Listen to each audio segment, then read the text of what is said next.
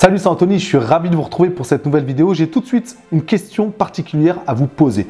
Saviez-vous qu'en 2020, la fortune des milliardaires a grimpé, tenez-vous bien, de 3 900 milliards entre mars et décembre? D'après une étude de l'organisation non gouvernementale Oxfam, les 1000 personnes les plus riches ont retrouvé leur niveau de richesse d'avant la pandémie en seulement 9 mois, alors qu'il pourrait falloir plus de 10 ans aux personnes les plus pauvres pour se relever des impacts économiques. Force est de constater que le fossé se creuse de plus en plus entre les ultra-riches et le reste de la population. Et force est de constater que malheureusement, certains éléments et certains chiffres nous font craindre que le pire est devant nous. Et ces chiffres, dont on n'entend pas forcément beaucoup parler, doivent déclencher des signaux d'alerte dans notre esprit. Alors certes, c'est important d'être ambitieux et de chercher à être plus à l'aise financièrement, c'est d'ailleurs le but de cette chaîne, mais cela ne doit pas nous pousser à devenir complètement hermétiques, à devenir aveugles aux changements profonds qui sont actuellement en train de se produire. Les chiffres que nous allons voir dans cette vidéo doivent nous interpeller pour nous préparer à affronter efficacement les prochains mois et les prochaines années et donc à faire en sorte de prendre dès aujourd'hui les meilleures décisions possibles. Et la première action que vous devez mettre en place dès maintenant, c'est de cliquer frénétiquement sur le bouton like de cette vidéo pour envoyer un message à l'algorithme de YouTube selon lequel il doit diffuser massivement cette vidéo et pour faire en sorte que cette chaîne continue à grossir jour après jour, semaine après semaine, mois après mois. Je vous remercie infiniment et on attaque tout de suite cette vidéo. Le premier chiffre qui doit clairement nous interpeller, c'est le nombre anormalement faible de liquidations et de redressements judiciaires d'entreprises. En effet, on a pu voir arriver sur certains plateaux de télévision certaines personnes avec un chiffre brut annoncé aux yeux de tout le monde, avec un discours du style vous avez vu, finalement c'est pas si catastrophique que ça, finalement on ne voit pas tellement les conséquences sur les faillites d'entreprises, alors que quand on creuse le sujet, quand on regarde en détail, on se rend compte que c'est clairement un chiffre en trompe-l'œil. Je vous ai trouvé un article qui, je trouve, résume bien la situation et ce paradoxe. Après, il y a d'autres articles qui sont intéressants par rapport à ça, mais si on zoome sur cet article-là, il est écrit que pour comprendre pourquoi finalement ce chiffre est anormalement faible, il faut regarder les statistiques des défaillances d'entreprises de ces derniers mois. On se retrouve alors face à ce qui ressemble à un paradoxe. Alors que la France et son économie ont tourné au ralenti et que de nombreux secteurs ont dû baisser le rideau pendant des mois à cause de la crise du coronavirus, le nombre cumulé des liquidations et redressements d'entreprises est anormalement bas par rapport à 2019, moins 35,9% pour l'ensemble des entreprises et moins 29% pour les PME. Ces bons chiffres, entre guillemets, ne sont pas un miracle ou une erreur, mais la traduction concrète de l'intervention massive de l'État dans l'économie, à travers la prise en charge du chômage partiel, les divers fonds de solidarité, les reports ou annulations de cotisations, ou encore la garantie apportée sur certains prêts, les fameux prêts garantis par l'État. Le gouvernement a injecté des milliards d'euros pour éviter l'effondrement. Autrement dit, des entreprises qui pouvaient se trouver en difficulté avant la crise ont profité de cette, entre guillemets, perfusion d'argent public pour subsister. Mais cette situation ne durera pas éternellement. Pour terminer, je cite le président du tribunal de commerce de Lille Métropole qui dit que on s'attend à un tsunami de dépôt de bilan lorsque l'URSSAF, les impôts et les banques vont se rappeler au bon souvenir des entreprises.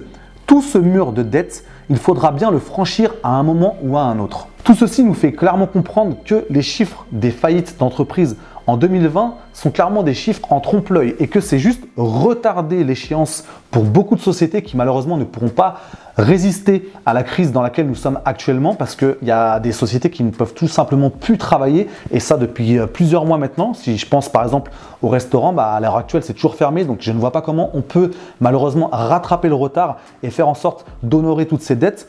Donc c'est un vrai sujet de réflexion. Après, de toute façon, je vous l'ai déjà dit, je ne suis pas économiste, je n'ai pas la capacité et la prétention de faire une analyse poussée par rapport à ça.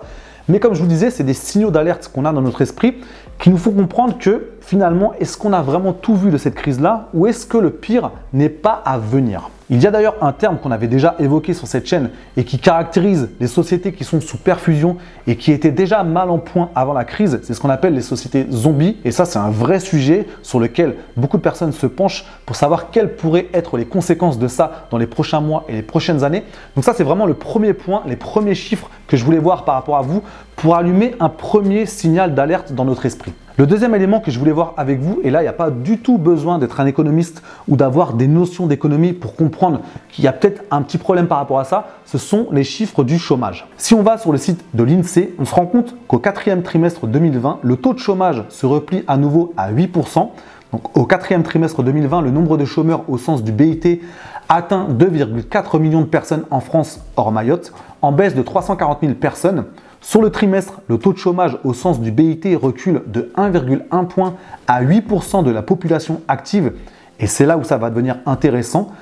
Il est quasi stable, donc entre parenthèses, moins 0,1 point par rapport à son niveau d'avant-crise sanitaire au quatrième trimestre 2019. Bon, après, ils sont quand même obligés de relativiser un petit peu ces chiffres en disant que, mais comme au deuxième trimestre, la baisse du chômage est aussi pour partie en trompe-l'œil.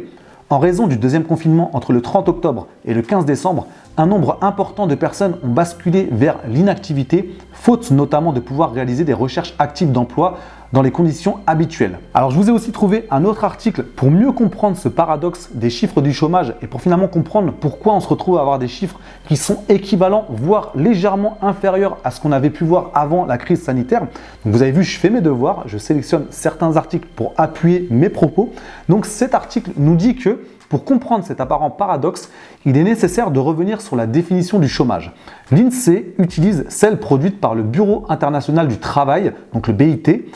Le BIT considère ainsi comme chômeur toute personne de plus de 15 ans réunissant les trois conditions suivantes.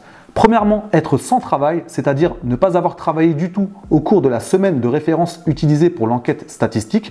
Deuxièmement, être disponible pour commencer un travail dans un délai maximal de 2 semaines. Et enfin, troisièmement, être à la recherche active d'un travail, à savoir avoir entrepris au moins une démarche de recherche d'emploi au cours du mois précédant l'enquête statistique. Plus loin, il est cependant dit que, toutefois, dans un contexte de restrictions sanitaires et notamment des déplacements, certaines personnes n'ont pas pu réaliser des recherches actives d'emploi et ne pouvaient être disponibles pour commencer un nouveau travail, ce qui les a exclus de fait de la catégorie des chômeurs. Cela explique pourquoi le chômage, mesuré au sens du BIT, a reculé au cours des deuxième et quatrième trimestres 2020, marqués par des confinements et des restrictions de déplacement de la population. Et enfin, une autre donnée importante par rapport à ça, autre particularité de la définition du chômage par le BIT, elle ne prend pas en compte les personnes concernées par le dispositif de chômage partiel. Celui-ci est en effet destiné à des salariés en CDD ou au CDI considérés donc comme des actifs par l'INSEE.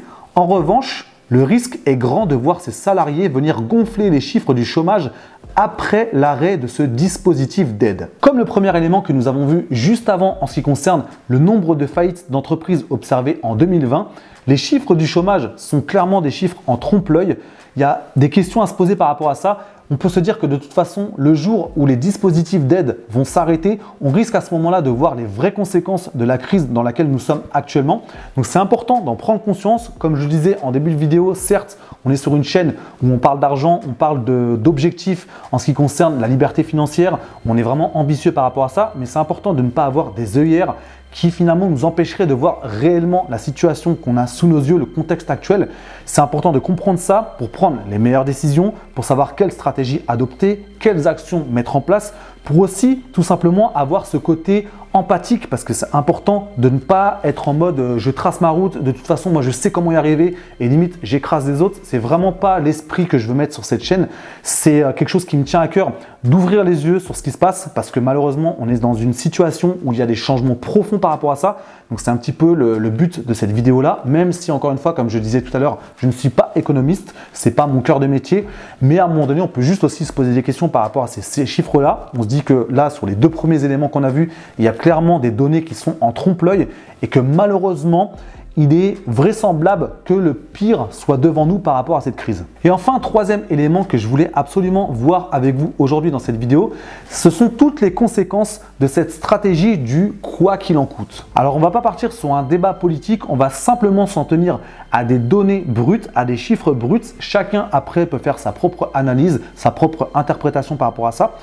Mais force est de constater qu'il y a quand même des éléments qui sont parlants, qui sont interpellants et qui doivent vraiment déclencher des signaux d'alerte dans notre esprit, notamment en ce qui concerne le déficit de l'État, parce que là, on est passé sur un déficit de l'État hors périmètre des collectivités locales et de la sécurité sociale. Ce déficit de l'État est passé de près de 93 milliards d'euros en 2019 à 178,2 milliards d'euros en 2020. C'est aussi 30 milliards d'euros de plus que le déficit enregistré en 2009 lors de la crise financière. Donc ça, c'est un premier chiffre qui doit nous interpeller et qui doit nous pousser à nous questionner par rapport à cette notion de déficit budgétaire. Ensuite, si on regarde aussi le ratio dette publique PIB, on est passé de 98,1% fin 2019 à 125% à la fin de l'année 2020. C'était les différents chiffres et les différents éléments que je voulais voir aujourd'hui avec vous parce que c'est vrai que ce n'est pas forcément des choses dont on entend beaucoup parler à la télévision alors qu'il y a énormément de questions à se poser par rapport à ça. Souvent quand ils en parlent, ça va très vite, ils passent vite à autre chose. Alors que quand on s'interroge sur ces différents éléments-là, après chacun fait son interprétation, on commence à se poser des questions, on commence à se dire mais quelles vont être les conséquences de tous ces plans de relance, de tous ces milliards qui sont sortis, de tous ces chiffres qui sont pour l'instant en trompe-l'œil, quelles vont être les conséquences sur les générations d'après, sur la nôtre déjà, mais sur les générations d'après, nos enfants, nos petits-enfants. Donc c'est des éléments qui me paraissaient importants pour aussi engager un débat dans les commentaires pour me dire ce que vous avez perçu de ces chiffres-là, comment vous les interprétez, quel est votre ressenti, parce que des fois, il n'y a pas besoin de partir dans une analyse vraiment poussée, c'est des fois juste une question de ressenti. Donc dites-moi dans les commentaires comment vous interprétez ces chiffres-là, comment vous sentez la période actuelle en ce qui concerne l'économie, comment vous voyez la suite, comment vous voyez les conséquences. Est-ce que vous pensez qu'on a déjà vu le pire ou est-ce que vous pensez que le pire est devant nous sans non plus passer tomber dans un fatalisme parce que c'est pas du tout l'objectif de cette chaîne. On est quand même des personnes qui sont motivées et qui sont même acharnées pour vraiment progresser dans la vie, mais on prend en compte tout ce qui se passe pour vraiment s'adapter et prendre les meilleures décisions possibles. Si ce n'est pas encore fait, pensez à vous abonner à la chaîne et à activer la cloche de notification pour être alerté de la sortie des prochaines vidéos consacrées à l'atteinte de la liberté financière en partant de zéro, en sachant que la prochaine vidéo sera la partie 2 de notre plan d'action en 10 étapes pour réussir efficacement son premier investissement immobilier. Je vous remercie infiniment pour votre attention et votre soutien et je vous dis à très bientôt pour cette prochaine vidéo.